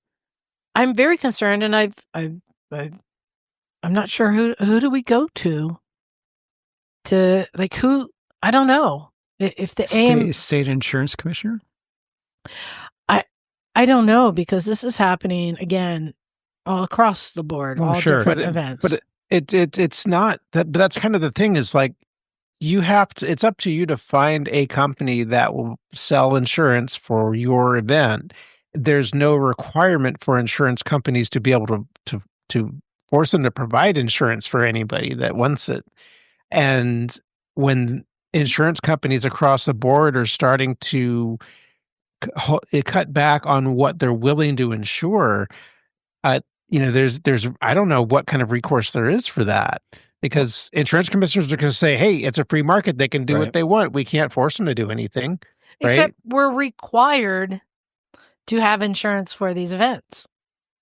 But they're not required to underwrite them. Right. And so if you can't get insurance, that means you can't have that event. Because if the venue or whoever is requiring that, I don't know. It's a conundrum. What are you going to do? Well, insurance companies will always look for an opportunity to make money. It sounds like it's a little bit of laziness on their part, like you were saying, is that they're lumping all motorcycle events together and they're not willing to look more closely at what the risk profile actually is. Right. And tell me if I'm wrong, but it's my understanding that insurance companies, when they have big losses on like the fire or storms come through or hurricanes, that they have to make it up somewhere and they're going to cover it elsewhere. They do. And so why wouldn't they buy sell insurance policies for a big event that typically is going to be safe and, not have a big liability? Right. Well, it seems counterintuitive that you would think that they would be looking for exactly. They would be looking for kind of low hanging fruit business, right?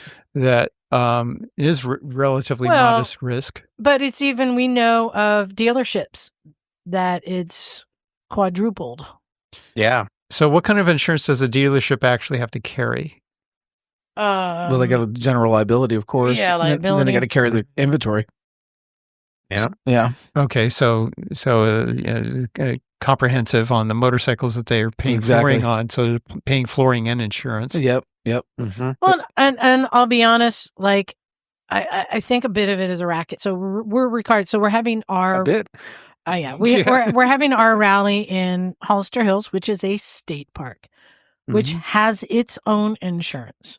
Mm-hmm. Every rider attending has their own insurance. And besides that, they make you sign a waiver when you go in. We also need to get our own insurance. Not to mention, like, our caterer needs to get their own insurance for the event, which gets thrown into our cost, right? Uh-huh. And I'm like, what? You don't file a claim. Good luck if you do.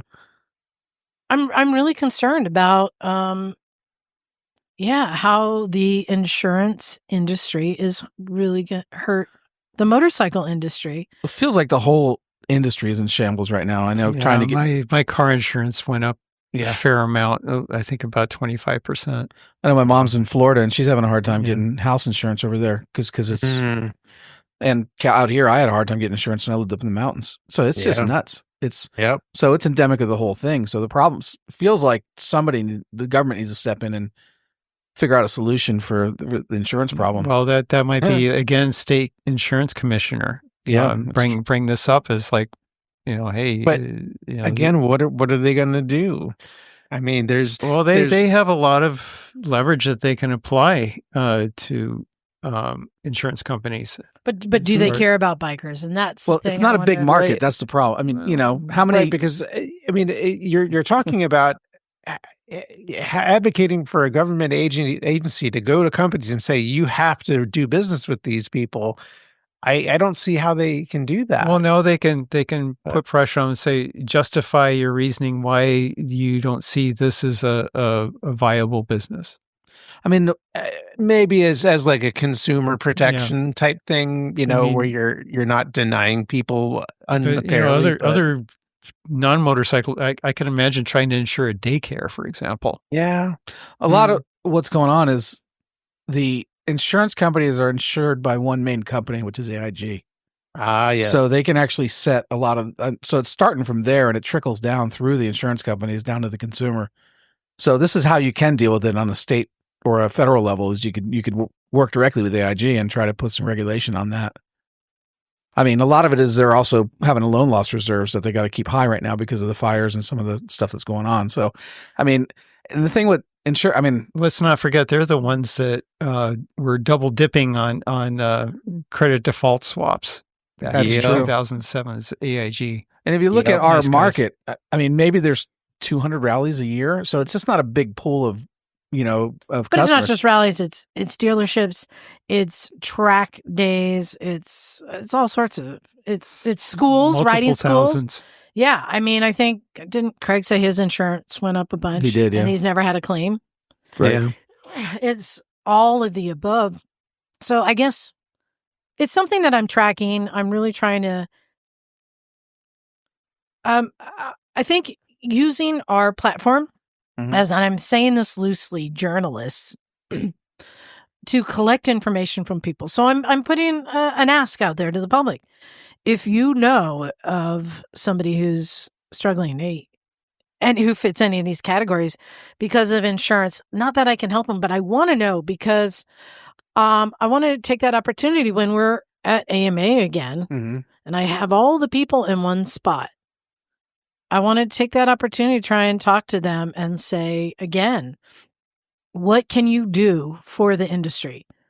I think the AMA should do more when it comes to advocating for insurance. And I'm curious what happened that they had to swap insurance companies and now people are having trouble. I mean, maybe the AMA is struggling to work with them too. I don't know. I want to find out. But so if anyone out there has any other information, knows about stories like this, any events or anything struggling because of insurance, dealerships, any of that, please let me know these stories so that I can kind of collect them and take them as data to the AMA and see how can you help?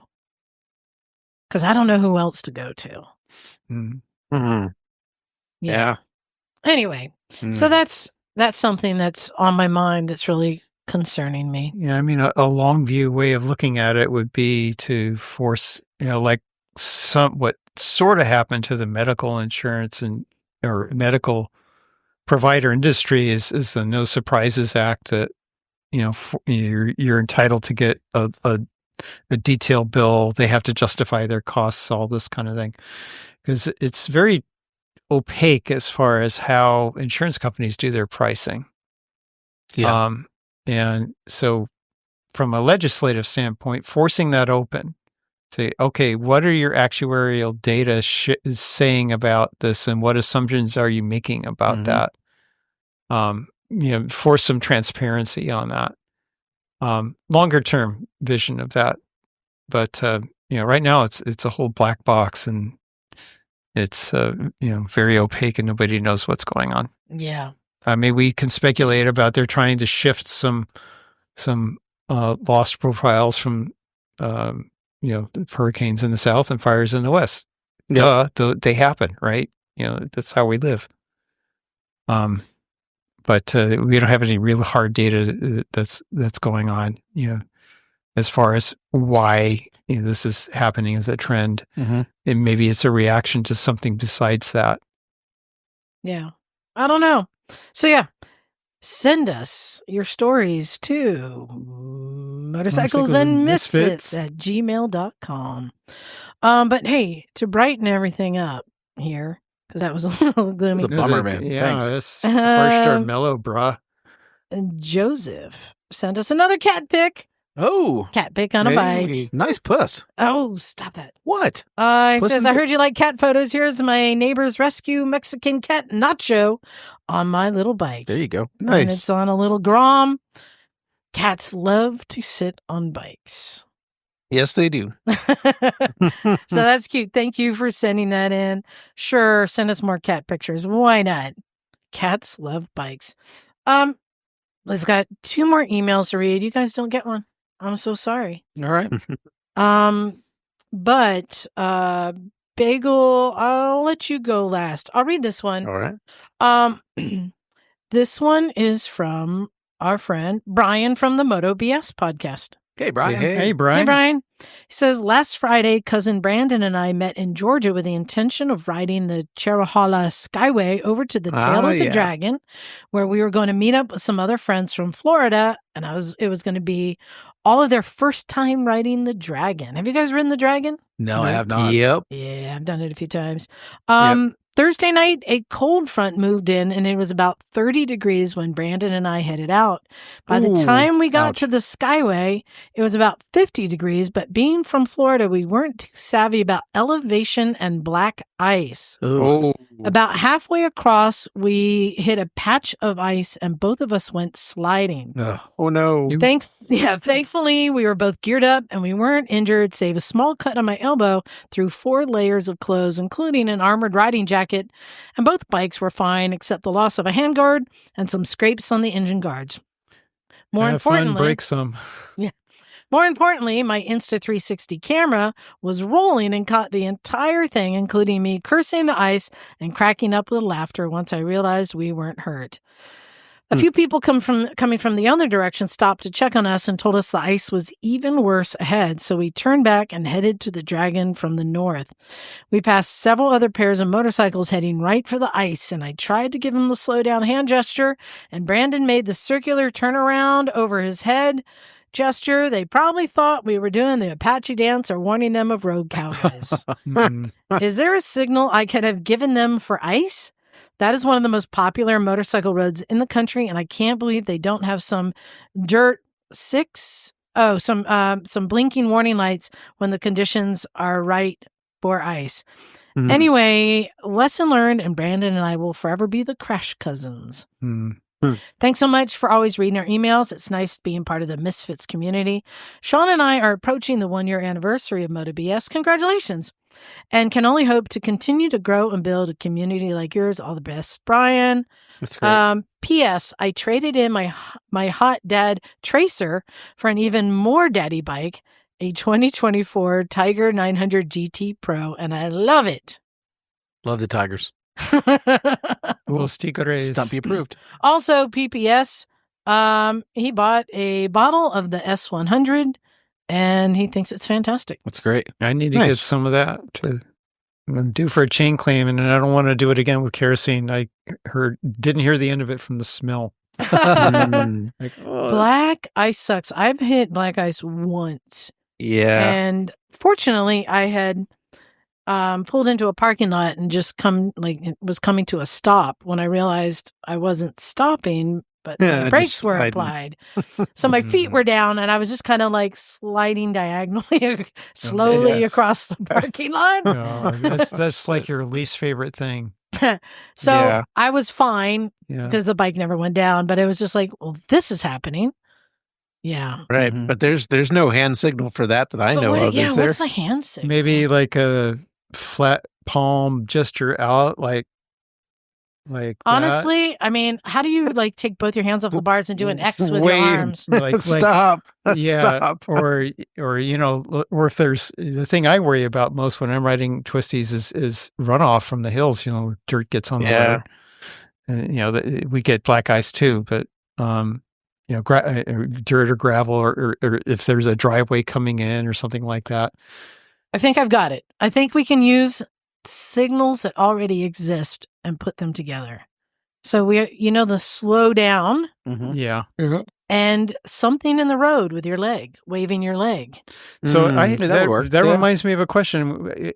I've seen people stick their leg out as a kind of wave. It's a Harley guy thing. That's a European thing, actually. I saw that in Ireland, actually. Yeah. That's the only place I've ever seen it. Yeah, it's very common in Europe. It's either hello or dead squirrel around the corner. Right. Well, I suppose in Ireland, because you're riding on the left, you can't take your hand off the throttle, so you can't really wave, so you stick your leg out. Yeah, that's yes, I encountered that in UK. Right. Mm-hmm. You're right. I'm like, why aren't they waving back at me? Yeah, but they do it in France and Italy too, I'm pretty sure. I just was waving from over my head, like reaching across. Yeah. Interesting. All right, Bagel, we've got time for one more. All right. I have an email here from Caleb McVeigh. Hey. Caleb? Says, hello, it's easy which money holler he hollering from? Well, this is easy money from North Alabama. All Yeah. right. Coming to you with a delayed reply to episode 616 and a question about a new motorcycle. Okay. As someone who has enriched themselves with the knowledge of chopper culture, past and present, shovelheads are broken down into two generations within the generation. 1966 to 1969 shovelheads had a generator bottom end similar to the panhead, referred to as a pan shovel, jenny shovel, or slab side shovel. These are highly sought after by chopper builders, old and new. I honestly didn't know there were that many different shovels. I didn't either. Okay. And fetch a higher price than later shovelhead engines. The other style, having alternator stator, is referred to as the cone shovel. And they're not quite as sought after compared to the earlier models and usually fetch lower prices.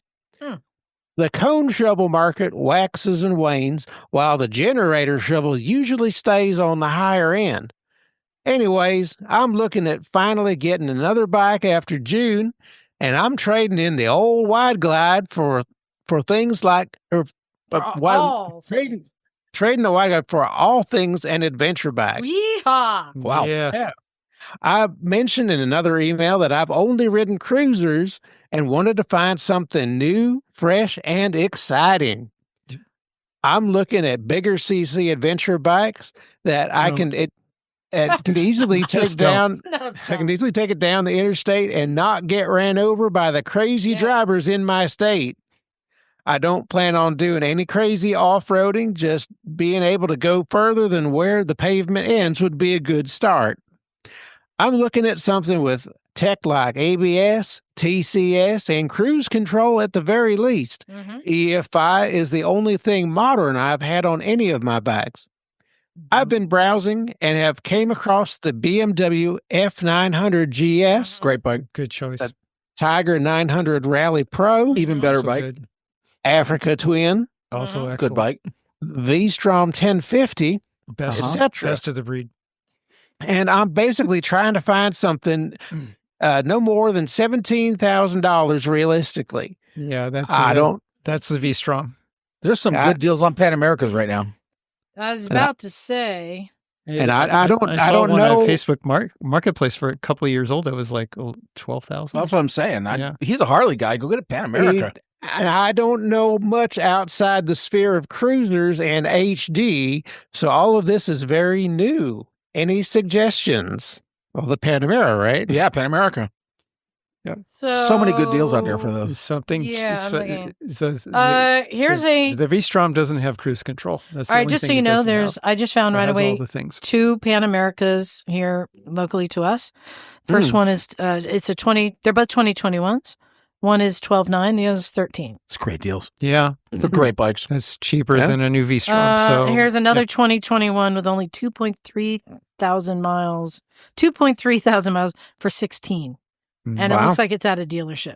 So I'm going to say, and we covered this a long time ago, but I was surprised as anyone that Harley Davidson built a legit adventure bike. That thing is great. I and like it. it's their most powerful motorcycle. It's Yeah. 150 horsepower. It is capable. Adaptive ride height. It's got. Yeah. It's got. Yeah. They don't all have It's the a adaptive squatty bike. ride height. Oh, they don't just. It's different models. models. Yeah. It is a legit bike. It's still in the Harley world that you're used to. And there are used ones that the prices come down. Now, compare that to like a Tenere 1200, Super 10 or an Africa Twin. You're paying for the Harley name. So you can get a lot of bike for a lot less money. But if, it sounds like it's in your price range. Yeah. It seems a no-brainer. And the one that I do really like is what you said, the adaptive ride height. Yep. Now, those were more expensive. I think those were like $30,000 when they came out. If you can find one with that, I love it because whenever you slow down to under a certain speed, the bike suspension lowers down to where you can put your feet down very easily. And then as you take off, it goes back up to give you that added suspension. I hate to say it, but the other motorcycle that has that feature is the new R1300 GS. Mm-hmm. Has That's a little out of his price range, though. Yeah.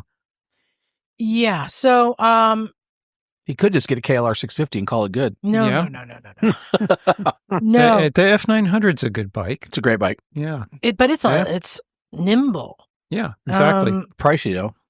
So I would say, let's top three. But this. I would The first one I'd I say- would go smaller because I'm a smaller person. But the first but one, he wants the power to the get first out of one, the way of the crazies. I'm going to say find a Pan America. Yep. The prices have come down, and we just talked about yeah. used bike prices are down right now. It is a buyer's market, and especially you might even find some at a dealership that they haven't been able to sell because they don't have a lot of adventure people there. Willing to give you a deal. Just say, check around. So I would say that's number one. Number two, I know, Neil, you like something a little bit lower, which is why I'm not going to recommend an Africa Twin because that was a That's tall, real tall bike. It's too tall for me. I'm But what 5'8", just for the. But for the what I record. found to be a decent bike for shorter riders is the Triumph. Yep. Triumphs are actually very rideable bikes for I'm people very of comfortable different on mine. sizes. Yep. They're cool looking bikes, fun. Triple. Gotta like the triple. I love it. That triple motor, yeah, really, really, really cool. And for under 7, I mean, you're looking at new bikes for that, right? Or near that. Yeah. I'm not going to mention KTM's because that's just a lot of bike that he's never going to be using those functions. Right. Same with BMWs. Yeah. You're never going to be using those functions if you're not really going off road. I'm guessing that he wants to have a upright street bike that can go do some fire trails a little more comfortable. So I don't know that he needs something smaller. What about a Versus? No, that's not really. 1,000 Versus? No, but you know what? I kind of like, and he mentioned that's even less durable than a V-Strom. I'm going to say that V-Strom 1050 is the only real V-Strom dirt bike. Yeah. You can get it as a 650 also in the XT trim. It's still 70 horsepower versus 100 for the 1050. It's not slow. It's got beans. Yeah. And it weighs around 450 wet. Yeah. So about the same as a 10700 in Tenere. And I always like to throw in a wild card. Well, what about the CF Moto, the new one? I was just about to say. Yeah. You have CF Motos, you have Moto Marinis. Mm-hmm. Some of these Chinese bike brands, not quite yet proven, but they're looking like they're I mean, the Moto Marini, as I said when we interviewed him, it's an Italian bike, Italian styling, and they had a really cool looking adventure bike. Not to mention, a bike that I've always been curious about, I've never popped on. What's the Ducati Multistrada? Yeah. But the maintenance costs can get high on those. Ducati Multistrada is a big twin. Yeah. It's a hell of a street bike. Yep. And it can take you on some trails. Yeah, and there's, for more money, the Desert X. Well, which but is that's supposed to be very very capable. But here's the thing I've been curious about the Multistradas. They don't seem to have a lot of resale value. Yeah. They don't have Ducati resale values when you're buying one used. Yeah, they have Ducati expenses for repairs. So but let me see. so it's a modern day Kajiva Elephant. Right. Multistrada. Let's see. I'm just looking. I think that's a fun, but it's a big twin. It'll give you the feelies. Here's a 2016 for $12,500. I mean, yeah, you're getting up there. It's expensive. Because these are newer, but if you can find a Multistrada, you may want to take it for a test ride. What about a Bonneville Scrambler? No. Why not? No, I don't. 900? He wants all the electronics. He said he wants all the whistle. All the goodies. Yeah. So there, you got some solid suggestions and some wildfires. So I hope that helps you out. Let us know. Yeah. What you go with. Yeah. We're curious. That wraps up tonight's show. We didn't talk about the elephant not in the room. Which one? Miss Emma, she wasn't feeling well. She's got a cold. She was here today, helping out, doing stuff, and then she just went home. She's trying to rest up for next weekend. Because we're going to have a big weekend at the rally. There's still spaces. You still can come, right? You can still come. Go to misfitsrally.org.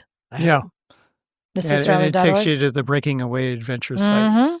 Or you can go to breakingawayadventures.com. It's also listed there. Weather's going to be great, it looks like now. Yeah.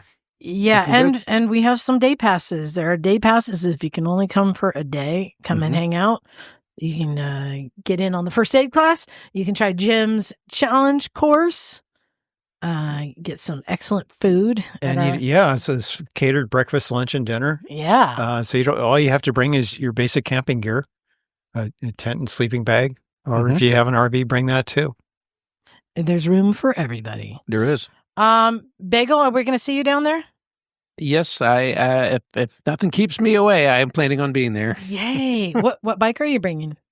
I'm planning on bringing the Heinkel, and fun. hopefully the CT70 as well. Oh, great! Yay! I did a little bit of work on both of them, but I've got that lined up for this week. Nice. Well, we're gonna have a lot of fun. I'm looking forward not to the sleeping camping part, but all the rest. So yeah, we time to get out of here and get ready for that. It's kind of the start of the season, really. Update. Thanks again to our Patreon subscribers, and for everyone who's been going online to buy the new shirt. They're being made. People have been reaching out saying, "When is it going to ship?" Well, in the next few weeks, because they're being printed right now. I always get a head count of how many I need because it's a limited run, and then I place the order. So they are ordered. They're coming. I'll be shipping them out. So go to motorcyclesandmisfits.com if you would like to order one of the new shirts. I also have a total of, I believe, two extra large shirts on sale. The unnamed rider. When do we get to name him? I'll take one of those off of you. You want one of those XLs? Yeah. They're $10. $10. Sold American. I've got 2 left. 1 left now. So that's for sale on there. You can add that to your order. I send one to my brother-in-law. Okay, he cool. loves getting shirts. Great. And you'll find links there to our Patreon if you'd like to support us, to all the things, to where we're going to be, which coming up soon is going to be the One Show. Can't wait. Yeah. So looking forward to that. Yes. I love just the vibe. I just love the vibe there so much. Very cool. Last year in the Zeidel shipyards too. Yeah. So. And the food. Oh my gosh, the food. It's Portland. Chicken and guns, man. Yeah. Love them guns. So yeah, go there, find the links to everything. And most of all, thanks everyone for listening. We really appreciate it. And for sticking with us, send us your emails at motorcyclesandmisfits@gmail.com. All right, time to get out of here. Thanks everyone. This is Liza. Stumpy John. It's Neil. Bagel. And we are out of here. Cool.